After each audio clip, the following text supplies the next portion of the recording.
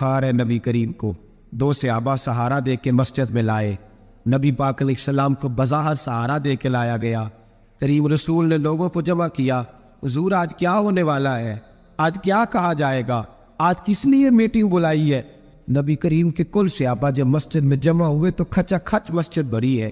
وصال ظاہری سے چند یوم پہلے کی بات، نبی پاک نے فرمایا آج تمہیں کوئی جہاد کی ترغیب نہیں دینی، آج کوئی نیا پیغام نہیں دینا، آج تمہیں بتانا ہے کہ رب نے اپنے بندے کو اختیار دیا ہے، چاہے تو دنیا میں رہے، چاہے تو اس کی بارگاہ میں حاضر ہو جائے، بارگاہ ربوبیت کی طرف لوٹنے کا ارادہ کر لیا ہے۔ حضرت صدیق اکبر رونے لگے تو صحابہ نے کہا تمہیں کیا ہوا؟ کہنے لگے سمجھ نہیں رہے، کسی کی بات نہیں کر رہے، نبی پاک تو اپنی بات فرما رہے ہیں، اس نے جانے کا ارادہ کر لیا۔ سنیے میرے بھائی، محبوب پاک نے فرمایا بھائی کسی شخص کو میری طرف سے کوئی تکلیف پہنچی ہو تو بدلہ لے سکتا ہے، بدلہ لے سکتا ہے، کسی کو تکلیف پہنچی۔ صحابہ پھوٹ کے رونے لگے، محبوبہ کرم ہی کرم ہوا ہے، رحمت ہی رحمت آئی، آپ کے بارے میں گمان کرنے والا بھی دائرہ ایمان سے نکل جائے۔ حضور آپ کیا فرما رہے ہیں؟ فرمایا نہیں بھائی اٹھو۔ پیچھے سے جناب عکاشہ بن محصن اٹھے، ہاتھ کانپتے ہیں آگے بڑھے، کہنے لگے یا رسول اللہ، ایک جنگ کے موقع پر آپ نے درہ مارا تھا، ننگی پیٹھ پر صفیں سیدھی کراتے، بات دل میں رہ گئی ہے، میں نے بدلہ لینا ہے۔ نبی کریم نے فرمایا بلال دوڑ کے جاؤ، فاطمہ کے گھر درہ پڑا ہے، درہ لاؤ۔ سیدنا بلال حبشی کہتے میں گیا، دستک دی، سیدہ طیبہ طاہرہ حضرت فاطمہ فرمانے لگی بلال کیسے آئے ہو؟ اماں جی وہ درہ چاہیے تھا۔ سیدہ کو تشویش ہوئی، کہنے لگے بلال نہ تو جنگ پہ جانا ہے، نہ جہاد ہے، نہ کوئی ایسا موقع ہے، حضور کی تو طبیعت مبارک بظاہر بڑی انیل ہے، درہ کیا کریں گے؟ حضرت بلال عرض کرنے لگے اماں جی ایک صحابی بدلہ لینے لگے ہیں، صاحب طبقات نے جملے لکھے ہیں، کہتے ہیں بی بی صاحبہ نے درہ بھی دیا اور امام حسن حسین کو بھی باہر نکالا۔ فرمانے لگی عکاشہ سے کہنا 100 درے مارے ان دو شہزادوں کے جسم پر، نبی پاک کے قریب نہ جائے، میں نے 2 بچے پیدا ہی اپنے محبوب پر قربان کرنے کے لیے کیے، ان کو لے جا۔ حضرت بلال کہتے میں 2 شہزادے لے کے آیا، اور جب دروازے میں لے کے پہنچا تو نبی پاک نے دیکھا تو آنکھوں میں آنسو آ گئے، فرمایا ان کو بٹھا دو، مجھے پتہ ہے فاطمہ نے کیا کہہ کے بھیجا ہے۔ حضرت سیدنا بلال فرماتے درہ میں نے جناب عکاشہ کو دیا، حضرت عکاشہ درہ لے کے آگے جو بڑھے تو حضرت ابوبکر صدیق نے ان کے پیروں پہ ہاتھ رکھا، فرمایا عکاشہ میری طرف آ یار، مجھے مار درے، نبی پاک کے قریب نہ جا۔ مصطفیٰ کریم نے فرمایا ابوبکر تو ہٹ جا، اسے آنے دے۔ فرماتے میں چند قدم آگے گیا تو مولا علی شیر خدا نے میرے پیر پہ ہاتھ رکھا، کہنے لگے عکاشہ سوچ تو صحیح تو کیا کر رہا ہے؟ حضور نے فرمایا علی ہٹ جاؤ، میرا اور ان کا معاملہ ہے۔ جناب عکاشہ آگے بڑھ رہے، نبی کریم نے فرمایا میں اپنی امت کو درس دینا چاہتا ہوں، خبردار خبردار زندگی میں تمہارے ہاتھ سے زبان سے کسی کو تکلیف نہ پہنچنے پائے، خبردار یاد رکھنا وہ معاشرے بگڑ جاتے ہیں، وہ معاشرے تباہ کر دیے جاتے ہیں جہاں ظلم ہوتا ہے، جہاں زیادتی ہوتی ہے، جہاں لوگوں کو ستایا جاتا ہے۔ محبوب کریم کے قریب آئے حضرت عکاشہ کہ حضور میری پیٹھ ننگی تھی، آپ ہی ذرا کپڑا ہٹائیے۔ نبی کریم نے پیٹھ سے کپڑا ہٹایا، جناب عکاشہ نے درہ جو اٹھایا تو صحابہ کی چیخیں نکلی، حضرت عکاشہ نے درہ دور پھینکا، حضور کے پتلے اطہر سے لپٹ گئے، چونے لگے، کہنے لگے حضور وہ تو صفیں سیدھی کراتے لا کیا تھا، آپ نے کہا مارا تھا؟ یا رسول اللہ میں تو بہانہ بنا رہا تھا کہ جاتی دفعہ مجھے وجود چھونے کا موقع نصیب ہو جائے، مجھے یہ موقع نصیب ہو جائے۔ میرے حبیب نے فرمایا جس نے جنتی دیکھنا ہو میرے عکاشہ کی زیارت کرنی۔ بھائی ظلم کا دروازہ کھلا ہوا ہے اور لوگ بھول جاتے ہیں زیادتی کرتے ہوئے، وہ بہو سے ہی کیوں نہ کریں، وہ اپنے گھر کے بھول جاتے ہیں کہ شاید پوچھنے والا کوئی نہیں، شاید میزان نہیں لگے گا۔ ایران کے بادشاہ نے اپنے بیٹے کو پڑھانے کے لیے ایک استاد صاحب کا بندوبست کیا، استاد صاحب کو کہا کہ میرے بچے کو دین پڑھائیے، میں چاہتا ہوں کل اس نے انعام حکومت کو سنبھالنا ہے تو یہ دین سے آگاہ ہو جائے، اس کو کچھ سکھائیے پڑھائیے۔ بہت نیک بزرگ بڑے درویش عالم پڑھانے لگے، اسباق مکمل ہو گئے، دین کے اسباق قرآن مجید پڑھایا، احادیث طیبہ کا درس دیا، اصول فقہ سے روشناس کرایا۔ جب بچے نے مکمل تعلیم حاصل کر لی اور آمین ہو گئی، دستار ہو گئی، فارغ ہو گئے، تو پھر ایک دن استاد صاحب نے کہا بیٹے کل تم نے ضرور آنا ہے، کچھ بات کرنی ہے۔ شہزادہ گیا ملنے استاد صاحب سے، استاد صاحب نے کنڈی لگا لی، ہاتھ میں درہ پکڑ لیا، مار مار کے پورے وجود کو زخمی کر، کوئی غلطی نہیں، کوئی بات نہیں. مارا. بچہ آیا آ کے بادشاہ سلامت سے کہا کہ ابا جی سمجھ نہیں آئی، بڑا مارا ہے استاد. تو سیانے تھے نا بادشاہ، یہاں تو قاری صاحب روز کٹہرے میں کھڑے ہوتے ہیں. مولوی صاحب آپ نے میرے بچے کو کیوں مارا ہے؟ آپ 8,000 کے مولوی ہیں، میرا کئی کروڑ کا بچہ ہے، سویرے بدل لیں گے. خبردار آپ نے بچے کو ہاتھ لگایا. اپنی حیثیت میں رہے معذن. جو قومیں استادوں کو کٹہروں میں کھڑا کرتی ہیں وہ ترقی نہیں کر پاتی. یہ استادوں کو کٹہروں میں روز کھڑا کر کہا ابا جی بڑا مارا. تو والد بڑے سمجھدار تھے، کہنے لگے بیٹا استاد باپ ہوتا ہے، وہ زیادتی نہیں کرتا. کوئی بات ہوگی میں تیرے استاد کو کٹہرے میں نہیں بلاؤں گا. اماں سے بات کی. اماں کہنے لگی بیٹا میں تیرے باپ سے کیسے بات کروں، ڈر آتا. وقت گزر گیا، 22 سال بیت گئے. 22 سال گزر گئے. بادشاہ کے انتقال ہوا، شہزادہ تخت پہ بیٹھا. پہلا حکم یہ دیا کہ میرے استاد کو بلاؤ. استاد جی بوڑھے ہو گئے تھے، چھڑی کے اوپر ٹیک لگا کے آئے اور ہمیں سفید ہو کے جھک گئی تھی. یوں آنکھ کھول کے بڑی مشکل سے دیکھا. کہنے لگے شہزادے حکم ہو. کب میں شہزادہ نہیں، اب میں بادشاہ بن گیا ہوں. استاد جی 22 سال بیت گئے، آپ نے مارا تھا، پر وہ درد چونکہ زیادتی کی تھی، میرا قصور کوئی نہیں تھا، تو نہ میری روح سے درد گیا ہے نہ میرے جسم سے گیا ہے. میں بے اختیار تھا، پوچھ نہیں سکتا تھا، آج با اختیار ہوا ہوں.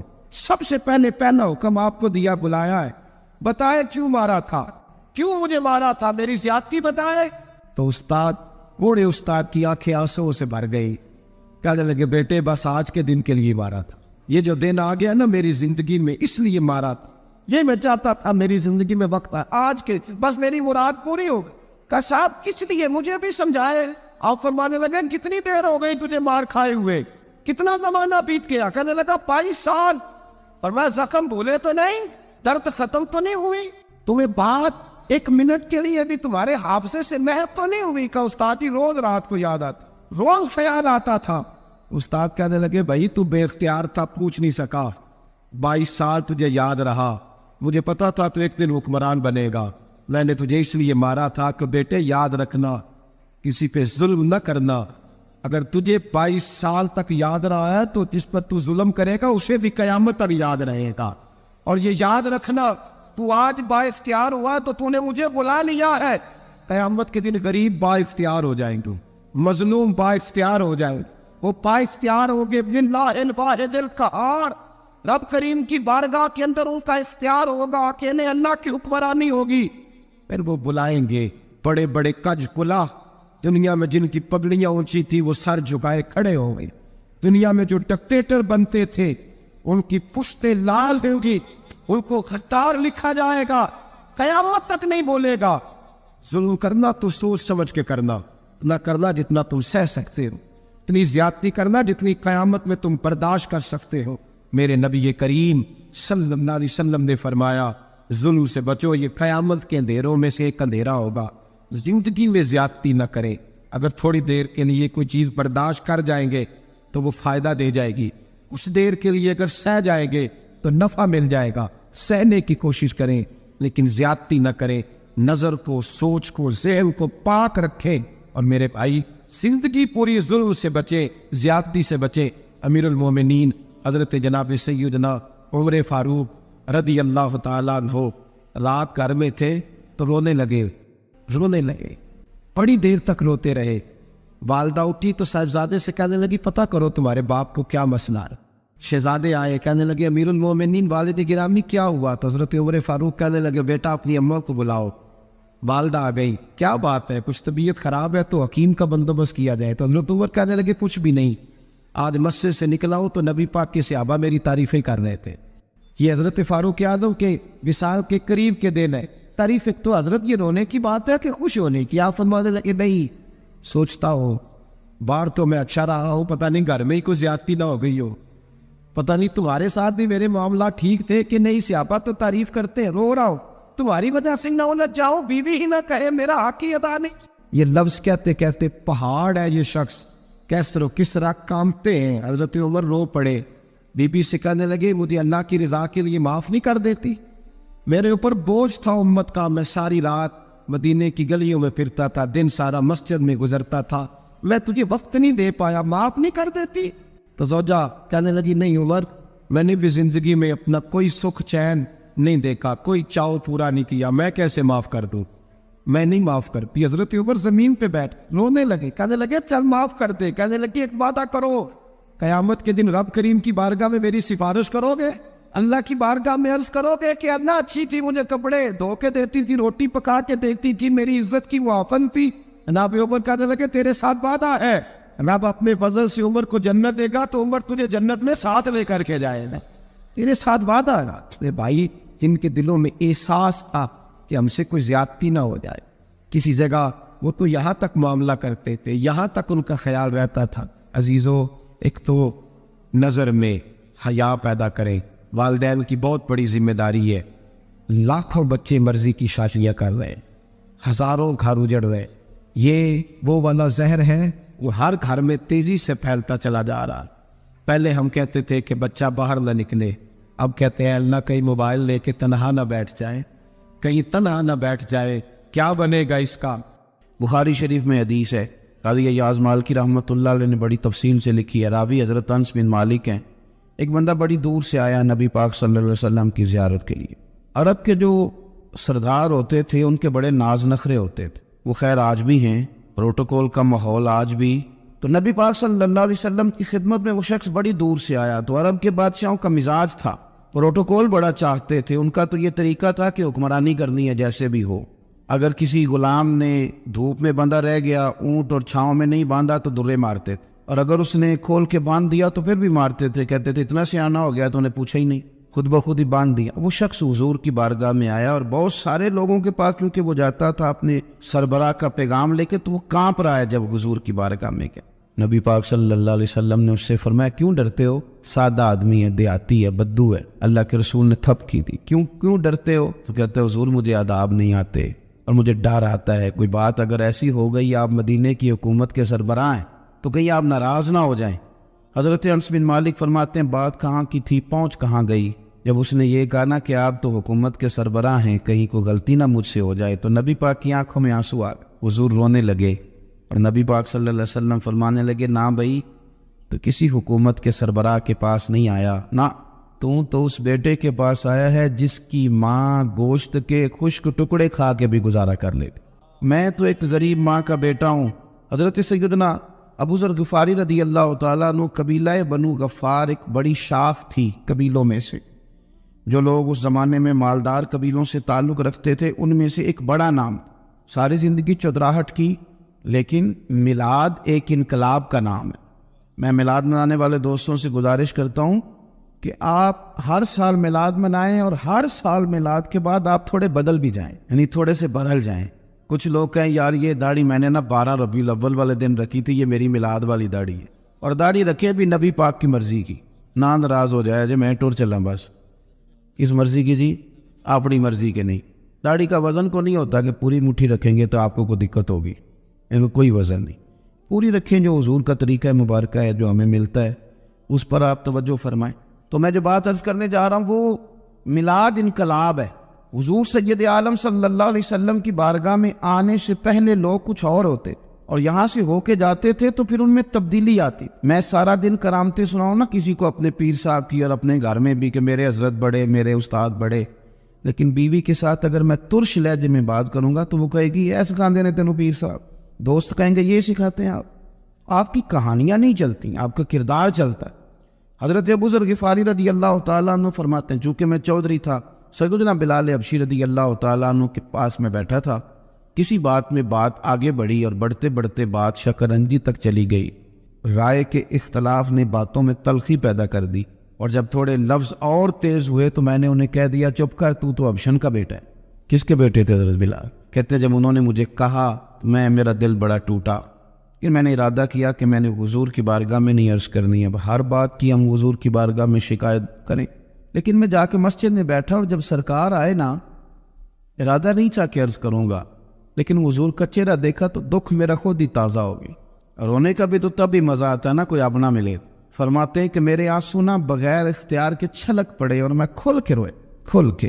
قربان جاؤں محبوب کے بھی حضور نے پاس نہیں بلایا، بلکہ نبی پاک اٹھ کے خود میرے پاس آئے اور مجھے کندھوں سے پکڑ کے سینے سے لگایا، اور جب میں کھل کے رو لیا تو حضور میرے آنسو پوچھنے لگے اور پھر حضرت بلال حبشی رضی اللہ تعالیٰ عنہ چونکہ حضور کے غلام تھے اور انہیں پتہ تھا کہ سرکار میری ناز برداری کرتے ہیں، حضور نے چپ کرایا، فرمایا کیوں روتے ہو؟ تو عرض کرنے لگے یا رسول اللہ صلی اللہ علیہ وسلم اگر میں حبشن کا بیٹا ہوں تو میری تو غلطی کوئی نہیں نا، یہ تو تقسیم اللہ کی ہے نا، الذی خلقک فسواک فعدلک فی ای صورت ما شاء رکبک، جس طرح وہ چاہتا ہے، جس کو چاہتا ہے اس طرح کی اس کی صورت بنا دیتا ہے، تو مجھے حبشن کا بیٹا کہا جاتا ہے، میری غلطی کیا ہے؟ حضرت بلال نے بھی نہیں بتایا کس نے کہا، لیکن نبی پاک صلی اللہ علیہ وسلم نے کیا فرمایا؟ امام یوسف صالحی نے لکھا ہے، ذرا غور کرنا بات پر، تسلیاں لوگ اور رنگ میں بھی دیتے ہیں پر یہ تسلی بڑی انوکھی ہے۔ حضور فرمانے لگے بلال اگر تو حبشن کا بیٹا تو پریشان کیوں ہوتا ہے؟ کالے رنگ والی ماں کا بیٹا ہے تو پریشان کیوں ہوتا ہے اگر تیری والدہ کا رنگ کالا ہے؟ عرض کی حضور آپ کیا فرمانا چاہتے ہیں؟ تو سرکار فرمانے لگے میں دو ماؤں کا بیٹا ہوں، ایک جناب آمنہ جنہوں نے مجھے پیدا کیا اور ایک حضرت ام ایمن جنہوں نے میری پرورش کی، مجھے بڑا کیا۔ حضور فرمانے لگے میری ماں آمنہ کا رنگ گورا تھا اور میری ماں ام ایمن کا رنگ کالا ہے، تو فرمایا اگر تجھے کسی نے کالے رنگ والی ماں کا بیٹا کہا تو اسے کہہ دینا مدینے والے محبوب کی بھی تو ایک والدہ کا رنگ کالا ہے، تو کہہ دینا۔ حضرت بلال کہتے ہیں کہ وہ اس طرح کی تسلی تھی، طفل تسلیاں نہیں جس طرح کی ہمیں دی جاتی، وہ اس طرح کی خوبصورت تسلی تھی کہ اس کے بعد میرا دل ایسا ٹھنڈا ہوا، پھر کسی کا تانا نہیں رہا، پھر کسی کی تکلیف نہیں رہی۔ رسول پاک صلی اللہ تعالی علیہ وسلم نے یہ جو آج تقسیم ہے ہمارے ہاں اونچ نیچ کی، چھوٹے بڑے کی، ذات برادری کی، حضور فرماتے ہیں میں نے پاؤں کے نیچے رکھ کے کچل دی، اب اس کا کوئی سٹیٹس نہیں رہا، اب یہ کوئی معاملہ نہیں۔ پھر میرے بھائی ایک معاملہ ہمارے اندر جو اور بڑی شدت کے ساتھ آیا ہے اور جس نے بڑا زور پکڑا ہے وہ یہ ہے کہ ہم نا پڑھے لکھے لوگوں سے معذرت کے ساتھ، پڑھے لکھے لوگوں کا بھی ایک مسئلہ ہے، وہ دوسروں کو جاہل کہنا ضروری سمجھتے الا ماشاء اللہ۔ میں اکثر کہتا ہوں کہ یہ تو آسان کام ہے نا، آپ نے کہہ دیا جاہل نہیں جی سارے پنڈ والے، یہ تو بڑا آسان کام ہے، تو جان چھڑانے والی بات، ان پڑھ ہیں جی اس قوم دا کچھ نہیں بن سکتا، ابھی تو آسان کام ہے، جان چھوٹ گئی۔ تنقید کرنا آسان کام ہے اور تعمیر کرنا یہ مشکل مرحلہ ہے۔ عزیز دوست، ترجیح آخرت کو، اللہ کی ذات کو۔ ہماری آخرت کس طرح ٹھیک ہو سکتی ہے؟ آخرت میں کامیاب کس طرح ہو سکتے؟ آخرت میں اللہ تعالیٰ کی رضا کیسے پا سکتے؟ اس کو ترجیح دینی چاہیے۔ نبی پاک صلی اللہ تعالیٰ علیہ وسلم کے بہت سارے صحابہ بڑی شانوں والے، ہمارے صوفیاء تصوف میں ایک جملہ بولتے ہیں کہ تیرا تو فقر بوزر ہے، یعنی جن کو صحیح درویش کہتے ہیں نا، صحیح درویش۔ مولا علی شیر خدا رضی اللہ تعالیٰ عنہ فرمایا کرتے دو ہی تو بندے ہیں جو رب کے رستے میں کسی شے کی پرواہ نہیں کرتے۔ حضور کون سے؟ فرمایا ابوذر غفاری ہے اور دوسرے علی المرتضیٰ ہے۔ مولا علی فرمایا کرتے یہ نا مسلمانوں میں سے چوتھے یا پانچویں مسلمان ہیں، شروع سے ایک سلیم الطبع آدمی، کچھ لوگ طبعاً بڑے نفیس ہوتے ہیں، طبعاً ہی اللہ کی طرف سے شروع سے ہی۔ ان کا جو قبیلہ تھا بنو غفار وہ راہزنی کرتا تھا، لوگوں کو لوٹ لیتا تھا، شروع میں یہ کام کیا لیکن جب کچھ لوگوں کی چیخیں کانوں میں گئیں تو چھوڑ دیا، فرمایا نہیں یار طبیعت نہیں مان، اور نبی پاک کا کلمہ پڑھنے سے پہلے ہی بتوں کی پوجا چھوڑ کے رب کی عبادت شروع کر دی۔ لوگ پوچھا کرتے تھے آپ عبادت تو کرتے تھے پر منہ کدھر کرتے تھے؟ فرماتے تھے جدھر وہ کرا لیتا تھا کر لیتے تھے۔ کسی نے انہیں بتایا کہ مکے میں ایک شخص ہیں جنہوں نے اعلان نبوت کیا ہے، آپ کی طرح کی باتیں کرتے، انہوں نے اپنے بھائی کو بھیجا، ان کا نام انیس تھا، پتہ کر کے واپس آئے، بھائی نے آ کے بتایا کہ وہ نیکی کا حکم دیتے ہیں، برے کاموں سے منع کرتے ہیں، صلہ رحمی کا پیغام دیتے ہیں، لیکن لوگ سارے مخالف ہیں۔ یہ چیز بھی بڑی کاؤنٹ ہوتی ہے، اسے نہ کاؤنٹ کیا کریں، لوگوں کی ترجیحات بدلتی ہیں، صبح کچھ دوپہر کچھ شام کچھ، اسے نہ کاؤنٹ کریں۔ انہوں نے اس بات کو کاؤنٹ کر کے بتایا کہ لوگ ان کے جو ہے نا وہ مخالف ہیں سارے۔ تو حضرت ابوذر غفاری کہنے لگے مجھے تسلی نہیں ہوئی، میں خود جا کے پتہ کروں گا۔ کہتے ہیں مکہ شریف آیا تو کسی ایسے آدمی سے پوچھ بیٹھا، میں تو کچھ اور سمجھا تھا، وہ کچھ اور نکلا۔ مکے والوں نے بڑا مارا، مکے پہنچ کے پہلی جو چیز ملی وہ مار کھانے کی تھی۔ اب میں ڈرتے کسی سے پوچھتا ہی نہ، بھوک بھی بڑی تھی، رہنے کو جگہ نہیں تھی، حرم شریف میں لیٹا رہتا تھا۔ میرے نصیب دیکھو، مجھے ایک شخص نے آ کے ہلایا، کہنے لگے اگر مناسب سمجھے تو میں آپ کو دیکھ رہا ہوں کافی دیر سے، آپ کوئی پردیسی ہیں، آپ کا اپنا مہمان نہ بنا لوں؟ تو میں نے کہا آپ کا کیا نام ہے؟ کہنے لگے میرا نام ہے علی ابن ابی طالب۔ کہتے ہیں مولا کائنات گھر لے گئے، کھانا بھی کھلایا، جگہ بھی دی سونے کو، خدمت بھی کی، لیکن چونکہ میں تو پہلے ایک سے پوچھ کے مار کھا بیٹھا تھا، میں نے پوچھا نہیں میں کدھر آیا ہوں، رات رہے اگلی رات بھی رہے، لیکن میں نے بتایا نہیں میں کس کام آیا ہوں۔ حضرت ابوذر غفاری رضی اللہ تعالیٰ عنہ کہتے ہیں خود ہی مولا علی نے پوچھا بتا سکتے ہو کیسے آئے ہو؟ میں نے کہا راز رکھ لو گے؟ فرمایا بڑا کشادہ سینہ دیا رب نے مجھے. تو بات تو کہنے لگے یار میں تو محمد مصطفیٰ کی زیارت کرنے آیا صلی اللہ تعالی علیہ وسلم. یہ بے نیاز لوگوں میں سے حضرت سیدنا ابو ذر غفاری. میں حضور کی زیارت کے لیے. حضرت علی کہنے لگے سویرے نہیں چلوں گا. انسان بزدل نہیں ہوتا, ہر انسان بزدل نہیں ہوتا, اور بلا وجہ ٹکراؤ کی پالیسی بنا لینا یہ بھی سیانے لوگوں کا کام نہیں. حکمت کے تقاضوں کے مطابق چلنا یہ بھی دلیر لوگوں کا ہی کام ہوتا ہے. حضرت مولا علی کہنے لگے صبح لے کے چلوں گا پر حالات ٹھیک نہیں. شرارتی لوگ ہر جگہ ہوتے ہیں. اگر کوئی شرارتیوں کا ٹولہ ملا نا جو کھڑا ہوگا جاسوسی کرنے کے لیے کہ حضور کی طرف کون کون جا رہا ہے, تو میں نیچے جھکوں گا جوتے کا تسمہ ٹھیک کرنے کے لیے. لیکن آپ نے نہیں کھڑے ہونا, آپ نے چلتے رہنا ہے تاکہ کسی کو شک نہ ہو. کہتے ہیں اس ترتیب سے حضرت علی مجھے لے کے گئے. میں حضور کی بارگاہ میں پہنچا. مولا علی کہتے ہیں بڑے بڑے لوگ سوال کرتے تھے پر یہ شروع سے سلیم الطبع تھے. مجھے کیا لینے دینا, انہوں نے ماننا ہوتا ہے, وہ لمبے سوال کرتے ہی نہیں. مان جو لیا تو لمبے سوالوں کی ضرورت ہی کوئی نہیں. کہتے ہیں وہ بڑے بڑے سوال کرتے تھے پر ابو ذر نے 2-3 باتیں پوچھی اور آگے جا کے کہنے لگے حضور ہاتھ بڑھائیں مجھے کلمہ پڑھائیں. نبی پاک صلی اللہ علیہ وسلم نے کلمہ پڑھایا. فرمایا باہر جا کے نا ابھی ذکر کرنا کہ تم مسلمان ہو گیا, یہ ماریں گے. عرض کی حضور انہیں مارنے دے, میں آیا بھی مار کا نہیں ہوں, انہیں مارنے دے نا. پڑا فلک کو کبھی دل جلوں سے کام نہیں. داغ دلوی نے کہا تھا پڑا فلک کو کبھی دل جلوں سے کام نہیں, اور جلا کے راکھ نہ کر دوں تو داغ نام نہیں. ماری تو کھانے آئے ہیں, مارنے دے, کرنے دے زور جتنا لگانا ہے لگانے دے. باہر جا کے اعلان کیا. مکے والوں نے مارا, اتنا مارا کہ بے ہوش ہو گئے. پھر کسی نے بتایا کہ تم نے گزرنا بھی ہے ان کے علاقے سے, بنو غفار سے, پھر ان کا پتہ بھی ہے یہ لوگ بڑے سخت ہیں. پھر چھوڑا. تپن بڑے جلالی تھے, زاہد مزاج تھے. فرماتے تھے کہ جو تمہاری ضرورت سے زیادہ ہے وہ سارا صدقہ کرو. کنز کے معاملے میں ان کا رویہ یہ تھا. صرف حضرت صدیق اکبر کو کچھ نہیں کہا انہوں نے, باقی حضرت عمر جیسے آدمی کو بھی کھڑا کر کے کہہ لیتے تھے یہ مال کیوں رکھا ہوا ہے خزانے میں, بانٹتے کیوں نہیں سارا. اور جناب عثمان غنی رضی اللہ تعالیٰ عنہ کے ساتھ تو باقاعدہ کئی دفعہ اس موضوع پر گفتگو کی. وہ کہتے تھے کہ جب اللہ کہتے ہیں قرآن میں کہ مال دولت جمع نہیں کرنی, تو وہ جو لوگ تھے وہ بھی بڑی شانوں والے تھے. وہ کہتے تھے کہ اللہ نے جب زکوٰۃ فرض کی تو مال جمع ہوتا ہے تو زکوٰۃ فرض ہوتی ہے نا. جب فطرانے کا کہا تو مال ہوتا ہے تو فطرانہ آتا ہے نا. تو آپ جو کہہ رہے ہیں وہ ٹھیک ہے پر آپ اعلیٰ بات کر رہے ہیں تقوی کی, سارا بانٹو. تو حضرت ابو ذر غفاری کہتے تھے چلو ٹھیک ہے تمہاری بھی بات مان لیتا ہوں, پر یہ بتاؤ مدینے والے کا اپنا طریقہ کیا ہے. کہ بھائی حضور کا طریقہ تو وہی ہے جو آپ بتا رہے ہیں. تو فرمانے لگے پھر اس رستے نہ چلیں جو رستہ مدینے والے رسول کا ہے. اور حضور سے, نبی پاک سے عشق کرتے بڑا کھول کے. یہ صحابہ صفہ میں سے تھے. کلمے پڑھنے کے بعد چونکہ طبیعت جلالی تھی تو حضور نے بھیج دیا, فرمایا واپس جاؤ اپنے قبیلے میں تبلیغ کرو. واپس گئے, بھائی کو مسلمان کیا, والدہ کو مسلمان کیا, قبیلہ سارا مسلمان کیا, وہی رہے. ہجرت مدینہ کے بعد آئے تبوک کے موقع کے قریب, اور حضور نے صحابہ صفہ میں رکھ لیا. نوکری کرتے مدینے والے رسول, دلیر آدمی تھے, بڑا قبیلہ تھا, پر ڈیوٹی کرتے, ڈیوٹی خدمت کرتے. ایک بیٹا تھا زار اس کا نام تھا, اس کی ڈیوٹی لگائی تم نے میرے نبی پاک کے اونٹ چرانے. ڈاکو آئے تو صاحبزادہ اونٹوں کی اونٹنیوں کی حفاظت کرتے شہید ہو گیا. اور یہ انوکھا بندہ ہے جس نے شرط لگائی تھی کہ میں نے کالی سیاہ رنگ کی عورت سے شادی کرنی. انوکھا بندہ ہے. ایک بیٹی تھی, ایک بیٹا, بیٹا شہید ہو گیا. بیوی سے کہا تم نے نبی پاک کے گھر میں خدمت کرنی ہے, حضور کے گھر والوں, اور میں نبی پاک کی نوکری کروں گا. حضور کی خدمت کرتے, ہر وقت خدمت میں رہتے. اور حضور جب آتے نا, صحابہ صفہ میں یہ شامل تھے جو لوگ دین سیکھتے, حضور جب آتے تو سب سے پہلے آ کے حضرت ابو ذر غفاری کا پوچھتے, بلائیں, اور جب بات کرتے حضور تو بار بار ان کو مخاطب کر کے بات کرتے. حضرت ابو ذر غفاری رضی اللہ تعالیٰ عنہ کا نبی پاک سے اتنا پیار کہ ہماری بھی مشکل حل کر دی. ابو داؤد شریف میں موجود ہے. ایک دن کہنے لگے یا رسول اللہ صلی اللہ علیہ وسلم, اگر کوئی بندہ کسی سے پیار بڑا ہی کرے پر اس جیسے عمل نہ کر سکے, کوشش کرے کرنا. لوگ ہمیں کہتے ہیں نا جی پیار بڑا, عمل بھی تو کرو نا, بھی کرنا چاہیے, پر انسان ہے نا, غلطی بھی تو ہو ہی جاتی ہے. اب ہم عمل نہیں کر سکتے تو تم ہمیں پیار بھی نہیں کرنے دو گے, مہربانی کرو پیار تو کرنے دو نا.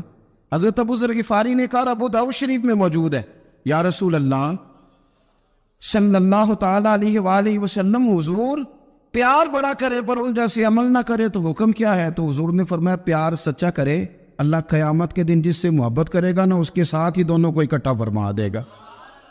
تو حضرت ابو ذر نے فوراً کہا, حضور پھر مجھے آپ سے بھی بڑا پیار ہے, رب سے بھی بڑا پیار ہے. فرمایا فکر نہ کرنا, جنت میں اکٹھے ہی جائیں گے. اتنی محبت رسول پاک کی ذات کے ساتھ حضور کی نوکری کرنا. ایک دن خدمت کرتے کرتے سو گئے. حضور مسجد میں آئے پتہ کرنے کہ ابو ذر آرام کر رہا ہے. یہ بھی مزہ ہوتا ہے. خیال رکھنا اپنے درویشوں کا، کیا کھایا کیا پیا کہاں سوئے. حضور رات کو آئے، یہ سوئے ہوئے. فرماتے ہیں حضور نے میرا انگوٹھا ہلایا، میں اٹھ کے بیٹھ گیا، حضور بھی میرے پاس بیٹھ گئے. اور میں ابو ذر بڑا پیار کرتے ہو، سونے آپ کو پتہ ہی ہے. کہا یار تو بڑی نوکری کرتا ہے، ایک دن وہ بھی آئے گا جس دن تجھے میری مسجد اور میرے شہر سے جانا پڑے گا، پھر کیا کرو گے؟ تو عرض کی حضور کسی کی طاقت ہے مجھے آپ کے شہر سے نکالے؟ میں تلوار نکال لوں گا. نبی پاک نے فرمایا تلوار نہ نکالیں، جہاں تمہیں بھیجا جائے چپ کر کے چلے جانا. حضور کب تک؟ فرمایا جب تک اللہ تیری اور میری ملاقات نہیں کرا دیتا. یعنی وصال تک. یہ واحد شخص ہے کہ حضور کے وصال ظاہری کا وقت آ گیا تو فرمایا کوئی میرے ابو ذر کو بلاؤ. جب یہ آئے تو حضور لیٹے ہوئے تھے، یہ جھکے نبی پاک کی طرف، حضور میں حاضر ہوں. تو حضور نے پکڑ کے سینے کے ساتھ لگا لیا. میرے رسول پاک صلی اللہ علیہ وسلم کی خدمت میں ایک دفعہ عرض کرنے لگے حضور مجھے صوبے کا گورنر بنا دے. تو نبی پاک نے فرمایا ابو ذر میں عہدے پسند نہیں کرتا، تو تمہیں بھی میں کہتا ہوں عہدہ نہ لینا، تمہیں بھی کہتا ہوں عہدہ نہ لینا. فرمایا ابو ذر میں جو چیز اپنے لیے پسند کروں گا تمہیں بھی اسی کا مشورہ دوں گا. تم بندے اچھے ہو پر یہ کام تمہارے بس کا نہیں ہے. بڑے زاہد آدمی میرے رسول کریم صلی اللہ تعالیٰ علیہ وآلہ وسلم نے ان کے بارے میں فرمایا جس طرح نبیوں میں حضرت عیسیٰ علیہ السلام ہوئے. حضرت عیسیٰ دیکھیں نا، انبیاء میں اللہ تعالیٰ نے ہر قسم کی عظمت نبیوں کو دی. جناب سلیمان علیہ السلام کا تو تخت بھی ہوا میں اڑتا تھا، جن تک تابع دار تھے. اور نبیوں میں حضرت عیسیٰ بھی ہیں جن کے پاس گھر بھی کوئی نہیں، شادی بھی کوئی نہیں کی، اینٹ سرانے رکھ کے تکیہ بناتے. ایک ان کے پاس کنگھی تھی اور ایک پیالہ تھا. دیکھیے جو بندہ نیک ہو نا وہ بھی نیک ہیں، اللہ کے نبی ہیں. آپ اپنا تقوی مسلط نہیں کریں گے، جو وہ کر رہے ہیں وہ بھی مخلص ہو کے کر رہے ہیں.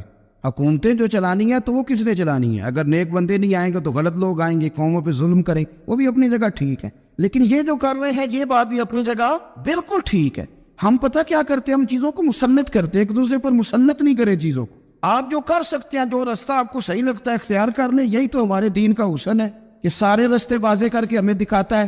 حضرت عیسیٰ علیہ السلام نے ایک دن دیکھا کہ ایک بندہ نا انگلیوں کے ساتھ اپنے بال سیدھے کر رہا ہے. تو آپ نے فرمایا یار کنگھی کے بغیر بھی کام چل سکتا ہے، کنگھی بھی خیرات کر دی. دیکھا ایک بندہ ہاتھ کا تکیہ بنا کے لیٹا ہے تو فرمایا اینٹ بھی دے دو کسی کے کام آ جائے.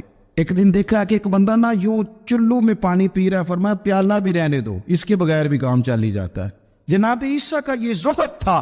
میرے نبی پاک علیہ السلام نے فرمایا جس نے جناب عیسیٰ کا زہد دیکھنا ہو وہ میرے ابو ذر غفاری کو دیکھے. ان کو دیکھے، یہ دنیا میں جناب عیسیٰ کے زہد کے مطابق چلتے پھرتے. ساری زندگی دولت کو مال کو پسند نہیں کیا. جہاں رہتے تھے ایک گورنر صاحب نے 300 دینار تحفے میں بھیجے. تو ایک ہوتا نا بندہ کہتا نہیں ضرورت نہیں. اور حضور سید عالم صلی اللہ علیہ وسلم نے حضرت عمر سے فرمایا تھا جو خود بخود آ جائے وہ قبول کر لو اللہ کی طرف سے. لیکن ان کا رنگ فقیری والا تھا اور تھوڑا انوکھا تھا. 300 دینار آئے تو فرمانے لگے اسے جا کے کہو تمہیں کوئی اور بندہ نہیں ملا دھوکہ دینے کے لیے، میرے گھر ہی مال بھیج دیا ہے. فرمانے لگے میرے پاس گدھا ہے سواری کرنے کے لیے، میرے پاس بکریاں ہیں دودھ پینے کے لیے، میرے پاس ایک چادر اضافی ہے سامان میں سے. میں تو ڈرتا ہوں کہ رب کہیں اس چادر کے بارے میں سوال نہ پوچھ لے، اور تم ہو کہ میرے پاس یہ لے کے آئے ہو. حضرت عثمان غنی کے پاس جا کے کہا کرتے کتنا لوگوں کے پاس پیسہ آ گیا ہے، ہر بندے کے گھر میں مال ہے، یہ کیا ہو رہا ہے، لوگوں سے کیا خرچ کرے غریبوں پہ. تو عثمان غنی فرمانے لگے تمہیں تو خوش ہونا چاہیے کہ میرے دور میں لوگ خوشحال ہو گئے. آپ فرمانے لگے نہیں، وہ والا رنگ زیادہ بہتر ہے جو مدینے والے نے اختیار فرمایا ہے، کیونکہ کچا رنگ للاری والا چڑھدا تے لیندا رہندا عشق تیرے دا رنگ محمد، جدو چڑھ جائے پھر نہیں لیند. آپ کی طبیعت کے اندر دولت سے بیزاری. حضرت ابو درداء، حضرت ابو موسیٰ اشعری، حضرت ابو ہریرہ رضی اللہ تعالیٰ عنہ، یہ سمجھ لیں ان کے کلاس فیلو تھے، ان کے ساتھ پڑھا تھا انہوں نے. حضرت ابو ذر غفاری ان پر بھی جلال کرتے. آپ یقین کریں کہ طبیعت نا ایسے کیف میں آ گئی ان کو پڑھ کے. ان کو پڑھا جب کچھ دنوں سے تو کچھ انوکھا، یہ انوکھی وجہ ہے، سارے زمانے سے نرالے ہیں. یہ بندے کون سی بستی کے یار اب رہنے والے ہیں، یہ کس طرح کے لوگ ہیں، کیا سوچ ہے. حضرت ابو درداء رضی اللہ تعالیٰ عنہ کے گھر کے قریب سے گزرے تو حضرت ابو درداء مکان بنا رہے تھے. کیا جملہ کہا، تڑپ گئی روح. فرمانے لگے ابو درداء تجھ سے مجھے یہ امید نہیں تھی یار. فرمایا کیا ہوا؟ فرمانے لگے اب تیرا مکان بنانے کے لیے بھی اللہ کے بندوں کی پشتوں پر اینٹیں رکھی جائیں گی، تیرا مکان بنانے کے لیے، رب کے بندوں کی پشتوں پر اینٹیں تیرے لیے۔ حضرت ابو درداء نے گردن جھکا لی، فرمایا یار جہاں تو ہے نا تو بالکل ہی ٹھیک کہتا ہے۔ کیوں؟ میرے نبی پاک صلی اللہ علیہ وسلم نے فرمایا اس زمین کے اوپر اور آسمان کے نیچے ابو ذر غفاری سے سچا بندہ کوئی نہیں، ان سے زیادہ سچا کوئی نہیں۔ فرمایا تو ٹھیک کہتا ہے یار، صحیح کہتا۔ حضرت ابو موسیٰ اشعری رضی اللہ تعالیٰ عنہ کو گورنر بنا دیا گیا عراق کا۔ اب حضرت ابو موسیٰ اشعری صحابہ میں ایک بڑے جلیل القدر صحابی ہے، اور ان کی عظمت، رفعت، بلندیاں کیا کہنا، بڑی گہری دوستی تھی۔ لیکن جب وہ گورنر بن گئے نا تو آپ نے فرمایا بس بھئی اب تو نے عہدہ لے لیا ہے، یہ بندے کو ٹھیک نہیں رہنے دیتی چیزیں، اب تو عہدے میں چلا گیا۔ بڑی مدت کے بعد ملاقات ہوئی حضرت ابو موسیٰ اشعری کے ساتھ، وہ دوڑ کے آئے حضرت ابو ذر غفاری کے گلے ملنے، میرا بھائی میرا بھائی۔ فرمایا پیچھے ہٹ جا، میں نہیں تیرا بھائی، تو گورنر ہے، میں غریب آدمی ہوں، اپنا کام کر۔ پھر دوڑ کے آئے، فرمایا ابو ذر تو میرا بھائی ہے یار، اکٹھے پڑھتے تھے حضور۔ فرمایا نہیں جا تو نہیں میرا بھائی۔ پھر آئے، جانتے تھے نا یہ سچا بندہ ہے، یہ سچا بندہ ہے، یہ تقریروں والا نہیں، صرف وعظوں والا نہیں، اس کے اندر بھی بڑی سچائی ہے۔ قریب آئے، آ کے کہا یار تو میرا بھائی ہے، میرے سینے لاگ۔ فرمانے لگے تو تیسری بار آیا ہے، مومن ہے، میں منہ نہیں موڑ سکتا، پر پہلے مجھے بتا گورنر بننے کے بعد تو نے مکان کتنے بنائے، باغ کتنے لگائے، چکیاں کتنی لگائی، کتنے تو نے چیزیں بنائی ہیں، پہلے بتا۔ تو حضرت ابو موسیٰ اشعری نے ان کا ہاتھ پکڑا، رونے لگے، کہنے لگے جس محبوب سے تو نے تربیت لی ہے میں بھی انہی کا نوکر ہوں، ان کپڑوں میں میں عراق گیا تھا، میرے آج بھی وہی ہے یار، کیا بات کرتا ہے، میرے وہی ہیں۔ مجھے بتا اگر یہ عہدے خدمت کے ہم نہیں لیں گے تو پھر کیا ظالموں کو دیں گے، غیروں کو دیں گے؟ نہ کر، کچھ نہیں بنایا۔ حضرت سیدنا ابو موسیٰ اشعری رضی اللہ تعالیٰ عنہ روئے، اور جب کہا نا کوئی شے نہیں میرے پاس، تو فرمایا اچھا چل آ جا، پھر سینے لگ جا، تو واقعی میرا بھائی ہے۔ پھر حضرت ابو ذر غفاری نے محبت فرمائی، وہ درویشی، وہ فقیری، وہ سادگی، وہ نورانیت، وہ دل کے ساتھ اندر۔ ہمارے تو بہت سارے لوگ ہیں جو کہتے ہو کہاں لے جانا ہے مال، کیا ضرورت ہے مال کی، ہر وقت مال کی مخالفت کرتے، لیکن دل ان کا کہتا ہے کہ آئے صحیح کسی طریقے سے، پہنچے صحیح۔ حضور نے فرمایا بعض لوگوں کی زبانیں شہد سے زیادہ میٹھی، دل بھیڑیے سے زیادہ خطرناک، اوپر سے کہہ کچھ رہے ہیں اندر حالات کچھ اور ہیں۔ لیکن حضرت ابو ذر غفاری رضی اللہ تعالیٰ عنہ دوری دولت سے، آپ فرماتے کیوں ہیں لوگوں کے پاس مال، کس لیے اتنا مال جمع کیا ہے؟ کیا ساری غریبی ختم ہو گئی ہے، غربت مٹ گئی ہے ساری، کیوں لوگ مال بناتے؟ ایک اور آپ کی کلاس فیلو تھے جو بصرے کے گورنر بنے، عبداللہ بن عامر رضی اللہ تعالیٰ۔ ایک صاحب سے ملاقات ہوئی، جناب نافع تائی ان کا نام تھا، تو حضرت ابو ذر غفاری سے وہ بڑے شوق سے ملنے آئے، حضور کے صحابی سمجھ کر کے۔ فرمایا کہاں کے رہنے والے ہو؟ کہا میں تو بصرے کا رہنے والا ہوں۔ فرمایا وہاں میرے ایک کلاس فیلو ہیں عبداللہ بن عامر، کہا وہ تو آج کل گورنر ہے۔ فرمایا میرا ایک پیغام دے دو گے اس کو جا کے؟ کہا حضور دے دوں گا۔ فرمایا اس سے جا کے کہنا تو گورنر بن کے بھی زندہ ہی ہے، اور میں پانی کا پیالہ پیتا ہوں، کھجور کھاتا ہوں، اور رب کی عبادت کرتا ہوں، میں بھی تو زندہ ہی ہوں نا۔